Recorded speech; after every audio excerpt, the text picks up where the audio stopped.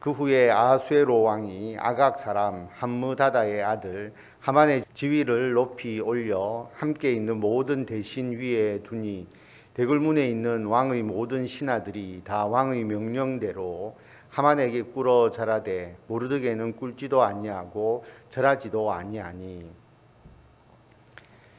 그 후라고 되어 있습니다. 앞에서 에스더가 아하수에로 왕의 왕후가 되는 내용을 우리가 보았습니다. 아하수에로 왕의 7년이 되는 때였고요. 그리고 오늘 이 사건이 일어나는 때가 나중에 7절에 보면 아하수에로 왕의 제12년이라고 되어 있습니다. 그래서 그 7년과 12년 사이에 있었던 일이라는 것을 알 수가 있죠. 그래서 그 후에 5년의 시간이 더 흘렀고 그 사이에 아하수에로 왕이 아각 사람 함므다다의 아들 하만의 지위를 높이 올렸다. 그래서 하만이 아하수에로 왕 치하에서 권세를 잡고 왕의 권력을 힘입어서 자기 의도대로 나라를 다스려 나가는데 큰 영향력을 끼쳤다라고 하는 상황을 여기서 이야기를 하고 있습니다. 하만이라는 사람이 이제 중요하게 나타나게 되는데요. 하만은 아각 사람이라고 되어 있습니다. 아각이라고 하면 우리가 구약 성경에서 하나님께서 사울 왕에게 아말렉의 왕 아각을 진멸하도록 명령을 했는데 사울이 그렇게 하지 않죠. 좋은 것을 취하고 진멸하지 않음으로써 사울이 하나님의 심판, 그러니까 하나님께서 그 왕위를 계속하지 못하도록 하시는 결정적인 사건이 되었던 것이 그 아말렉의 아각 왕입니다. 그래서 아각 사람이라고 여기서 이야기한 것은 아말렉의 후손이라고 볼 수가 있는 것이죠. 그래서 하만도 페르시아 사람이 아닌데 페르시아가 다인종 또 다민족에 대해서 포용적인 정책을 가지고 있었기 때문에 아각 사람이 지위를 더욱더 높이 가져서 실질적인 어떤 권세를 가지는 상황이 되었음을 우리가 알 수가 있습니다. 그러므로 유대인과 하만과의 관계를 좋을 수가 없다라고 하는 거죠. 아말렉의 아각의 후손인 하만과 하나님은 출애굽할 때에 하나님께서 아말렉을 진멸하라라고 말씀을 또 하셨죠. 왜냐하면 그 아말렉 사람들이 이스라엘 백성들의 후미를 쳐서 어린이 또 연약한 여자들 이런 사람들에 대해서 피해를 입혔기 때문에 아말렉에 대해서 하나님께서 그냥 놔둬서는 안 된다. 거기에 대한 심판. 그래서 아말렉을 하나님께서 진멸하도록 명령을 하셨기 때문에 이 아각 사람 하만과 유대인들 관계가 좋을 수가 없는 분명한 그런 역사적 사건과 배경이 있다라고 하는 겁니다. 그런데 아각 사람 하만이 모든 대신보다 더 높은 지위에 올라갔기 때문에 사람들이 하만에게 꿇어서 절했다라고 하는 것입니다. 그런데 모르드게는 유다 사람이고 특히 모르드게는 베냐민 지파잖아요. 사울 왕의 후손이죠. 그렇기 때문에 모르드게는 이 하만에게 꿇지도 아니하고 절하지도 아니하게 되는, 그래서 이 상황적 배경이 굉장히 복잡한 그렇게 역사적 배경 그리고 이 당시의 상황이 얽혀 있는 그런 상황임을 우리가 알 수가 있습니다. 그냥 일반적으로 하만이 다른 사람들에게 어떤 경외감이나 또는 존경을 받기 위해서 꿇어 엎드려서 절하도록 했다면 모르드게가 하지 않았을 이유가 없다고 생각을 합니다. 왜냐하면 이 당시에 이 하만 외에도 많은 사람들이 높은 지위에 올라갔을 때에 그냥 절하거나 또는 엎드려서 경의를 표하는 것은 분명히 있었을 겁니다.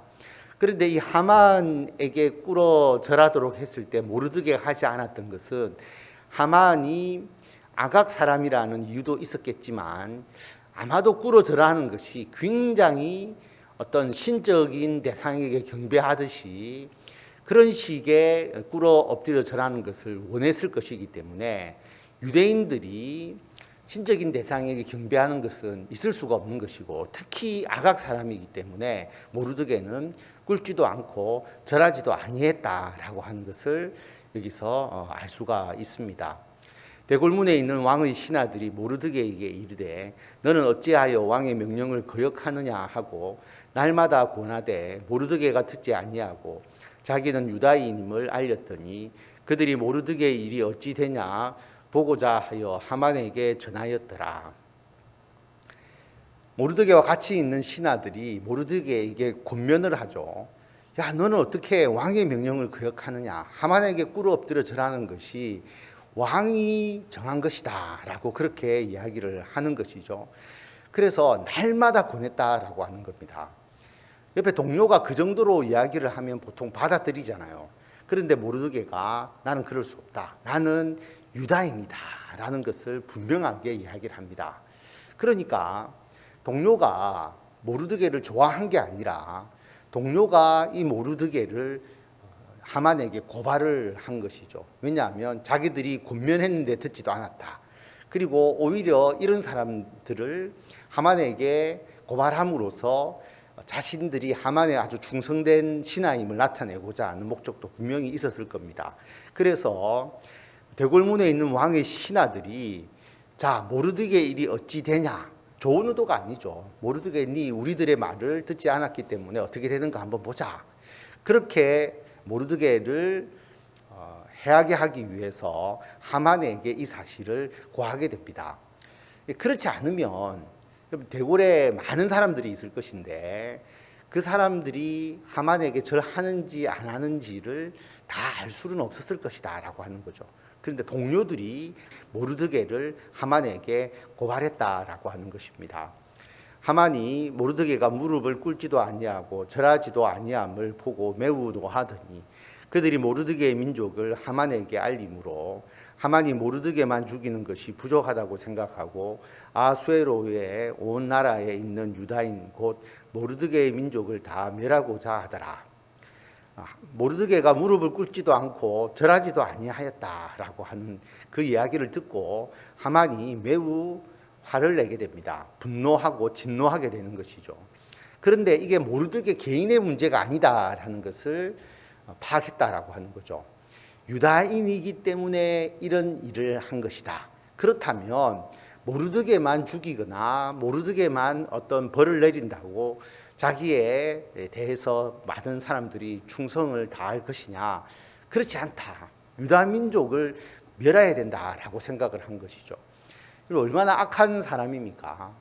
자기에게 꿇어 엎드려 절하지 않는다고 한 민족을 멸하려고 생각하는 이 하만의 어떤 죄된 본성이 여기서 분명히 드러나는 것이죠. 엄청난 문제가 있는 사람임을 우리가 알 수가 있습니다. 아수에로 왕 제12년 첫째 달 곧 니산월에 무리가 하만 앞에서 날과 달에 대하여 불을 곧 제비를 뽑아 12째 달 곧 아달월을 얻은지라. 그래서 아수에로 왕 제12년에 우리가 맨 처음에 아수에로 왕이 잔치를 베푼 때가 3년, 그 다음에 에스더가 왕후가 되는 것이 7년, 그리고 지금 이 사건이 일어나는 때가 12년, 그렇게 시간이 흘러가고 있음을 분명하게 이야기를 하고 있고, 그러면 언제 유다인을 죽여야 되느냐? 여기에 대해서 신적인 어떤 그 선택, 우리가 정한 게 아니라 신이 이 나를 선택했다. 그러면서 나를 선택하는 제비를 뽑았는데 오히려 신이 유다인을 멸하게 한 것처럼 이해할 수 있도록 일부러 아마 제비를 뽑았을 것입니다. 제비를 뽑았는데 12째 달 곧 아달을 얻었다라고 하는 것이죠. 이것이 굉장히 중요한 또 하나의 전환점이 됩니다. 왜냐하면 하만이 바로 유다인을 죽여라 그렇게 명령을 내렸다면, 한 달 이내에 죽여라 라고 이야기를 했다면 이 문제를 막을 수 있는 방법이 거의 없었을 겁니다. 그런데 아수에로 왕 제12년 첫째 달에 제비를 뽑았는데 유다인을 멸하는 날이 12째 달이 되었기 때문에 1년의 시간이 남아있게 되는 것이죠. 1년 동안 유다인들이 이 문제를 대비할 수 있는 시간을 벌었다라고 하는 거죠. 제비를 뽑았기 때문에 자신들도 여기에 대해서 뭐라고 이야기할 수가 없는 겁니다. 그래서 약 1년의 시간이 여기에 이제 더 준비할 수 있는 시간이 생겼다라고 하는 것입니다. 하만이 아하수에로 왕에게 아뢰되 한민족이 왕의 나라 각 지방 백성 중에 흩어져 거하는데 그 법률이 만민의 것과 달라서 왕의 법률을 지키지 아니하오니 용납하는 것이 왕에게 무익하니이다. 자, 하만이 자기가 유대인을 다 죽이라라고 명령할 수도 없고 왕의 조서가 필요한 것이죠. 그리고 페르시아 지역이 굉장히 넓기 때문에 그 모든 지역에 이 조서가 가서 확실하게 유다인을 멸하기 위해서 아하수에로 왕의 조서를 받고자 합니다. 그래서 아하수에로 왕에게 뭐라고 이야기하느냐 하면 유다인이라고 이야기하지 않습니다. 유다인이라고 이야기했다면 아하수에로 왕이 유다인에 대해서 좋은 인상을 가질 수도 있고 거기에 대해서 반대할 수도 있기 때문에 어떤 민족인지 이야기하지 않고 어떤 한 민족이 있는데 왕의 나라 각 지방 백성 중에 흩어져 있는데 법률이 왕의 법률하고 달라서 왕의 법률을 안 지킵니다. 왕의 명령이 통하지 않습니다. 그렇게 이야기를 한 것이죠. 자기에게 꿇어 엎드려 절하지 않았다는 게 아니고 이 민족은 도저히 왕의 법률을 지키지 않으니까 살려둘 필요가 없다라고 그렇게 이야기를 한 것입니다. 그러니까 아하수에로 왕이 이 사실에 대해서 명확하게 판단하지 않고 하만의 말을 믿고 왕이 이 모든 사건의 처리를 하만에게 일임하게 되는 것이죠. 왕이 옳게 여기시거든 조서를 내려 그들을 진멸하소서. 내가 은 1만 달란트를 왕의 일을 맡은 자의 손에 맡겨 왕의 금고에 드리리이다 하니. 그리고 이 하만이 굉장히 아주 악한 꾀를 가지고 있는 사람임을 알 수가 있는 게 왕이 조서를 내려서 그를 진멸하라고 하면서 여러분 왕이 자기의 백성을 진멸하는 것은 그렇게 원하지 않지 않습니까? 사람을 죽이면 결국 세수도 줄고 통치의 권력이 약해지는 것은 분명한 것이니까 죽이려고 하지 않으니까 어떻게 이야기를 하느냐 하면 은 1만 달란트를 내가 왕에게 드리겠습니다. 그렇게 이야기하는 것이죠. 여기에 왕이 또 솔깃할 수밖에 없지 않습니까? 여러분 은 1만 달란트라는 것은 굉장히 큰 돈이잖아요. 그런데 우리가 한 달란트가 34kg라고 본다면 1만 달란트면 이 당시에 누가 개인적으로 이 돈을 가질 수는 없습니다. 하만이 이 정도의 재물을 가지고 있다라고 결코 볼 수가 없죠. 그 정도의 거부가 될 수가 없습니다. 근데 이 은 1만 달란트라는 것은 유대인들을 진멸하고 죽이면서 그들의 재산을 다 빼앗는 그 유대인의 재산을 다 빼앗아서 그 1만 달란트를 내가 왕에게 드리겠습니다라고 이야기한 것으로 분명히 볼 수밖에 없습니다. 그래서 유대인들을 약탈하겠습니다. 그리고 내가 왕에게 이것을 드리겠습니다. 그렇게까지 아주 용의주도하게 왕을 속이고 왕이 유다인을 진멸하도록 조서를 쓰도록 그렇게 이용하고 있음을 알 수가 있는 것이죠. 왕이 반지를 손에서 빼어 유다인의 대적 곧 아각 사람 함무다다의 아들 하만에게 주며 이르되 그 은을 내게 주고 그 백성도 그리하노니 너희 소견에 좋을 대로 행하라 하더라. 왕이 반지를 빼어서 하만에게 주었다. 이 일에 대한 모든 정권을 하만에게 준 것입니다. 하만을 어떻게 표현하느냐 하면 유다인의 대적이다. 그리고 아각 사람이다. 이것을 분명하게 이야기를 하고 있고 그 은을 너에게 준다.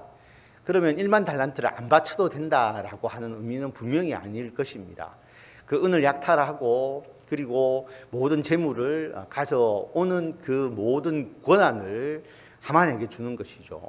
그래서 그 백성도 너에게 준다라고 하는 것은 그 백성도 죽여도 된다. 그 권한을 너에게 준다. 그 약탈하는 권한 그리고 죽이는 권한을 하만에게 다 주겠다. 너의 소견에 좋을 대로 행하라. 그렇게 이야기를 하는 것이죠.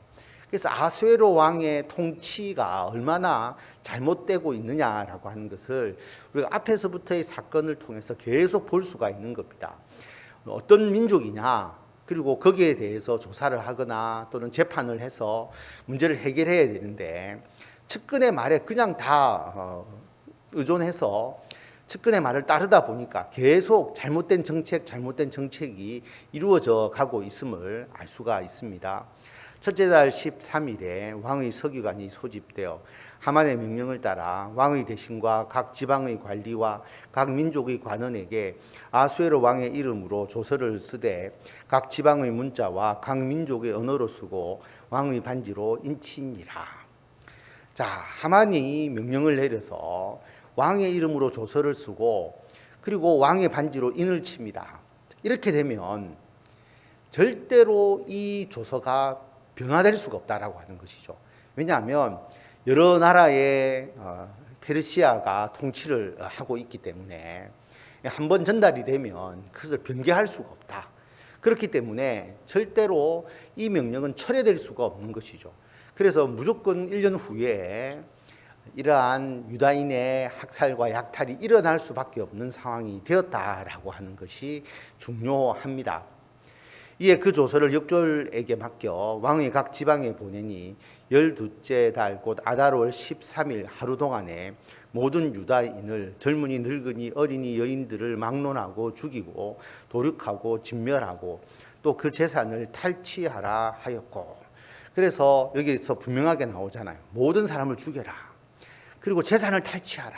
탈취한 재산을 왕에게 바치겠다. 이렇게 생각을 한 것인데, 여기 보면 12째 달 곧 아달월 13일 하루 동안에 이 모든 일들을 행하도록 그렇게 이야기를 하고 있는데, 약 1년의 기간, 11개월 후에 일어나는 일이기 때문에 여기에 대한 대비가 있을 수 있게 되었다라고 하는 것입니다.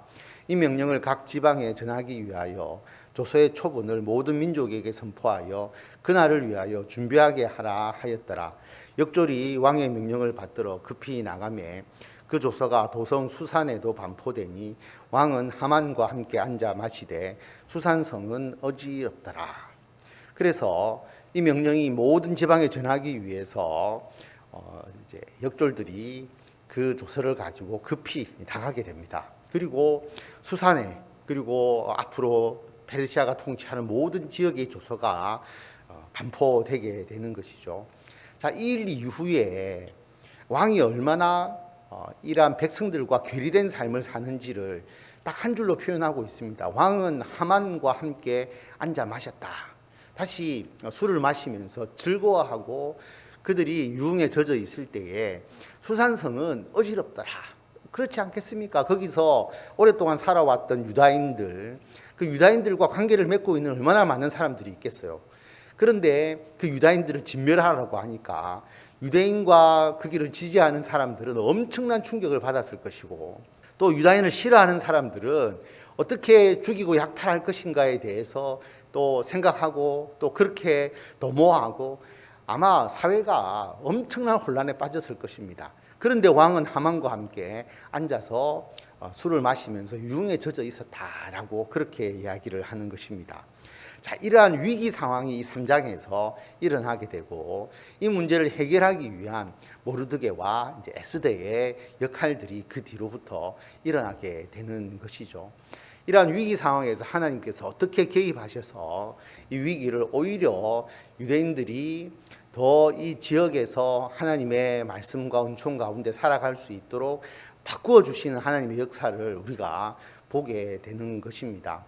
그래서 우리들이 살아가는 삶 속에서도 이 하만과 같이 악한 자들이 오히려 그리스도인과 또는 하나님의 나라에 대해서 해하려고 하는 그 음모나 또 사탄의 미혹이나 여러 가지 세상의 거센 풍파가 있을 수 있지만, 결국 하나님께서 그런 모든 인간의 악한 행위를 막으시고 우리들을 지키시고 보호하시고 선한 길로 인도해 주신다.